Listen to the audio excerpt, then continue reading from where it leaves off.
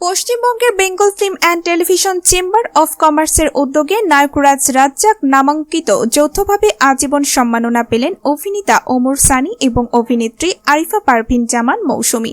তবে সম্মাননা নিতে কলকাতায় যেতে পারেননি ঢাকাই সিনেমার এই দুই তারকা। তাই ওমর সানির হয়েই সম্মাননা গ্রহণ করেন কলকাতাস্থ বাংলাদেশ উপদূতাবাসের ভিসা প্রধান আলমাস হোসেন এবং মৌসুমীর হয়ে নেন সুরকার বিক্রম ঘোষের স্ত্রী অভিনেত্রী জয়াশীল ঘোষ। এবারে Bengal film and television chamber of commerce অষ্টম বর্ষে পা রাখল।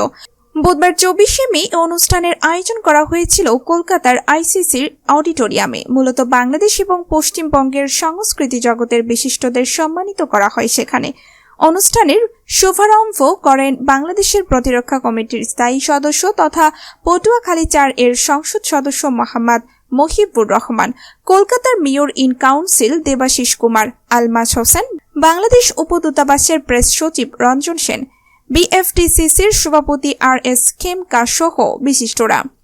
অনুষ্ঠানের সূচনা করে মহিবুর রহমান এমপি বলেন, বাংলাদেশ এবং ভারত এই দুই দেশের সাংস্কৃতিক অভিন্ন। সেই অভিন্ন সংস্কৃতির মাধ্যমে আমরা দুই দেশের সাংস্কৃতিক অঙ্গনে বিচরণ করছি।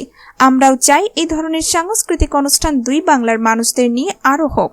দুই দেশের মানুষে যত এ ধরনের অভিযোগ এবং সম্পর্ক বাড়বে, মানুষের হৃদ্যতা আরো বাড়বে। এদিন বিশিষ্ট অভিনেত্রী লিলি চক্রবর্তী পেয়েছেন হীরালাল সেন জীবনকৃতি সম্মাননা।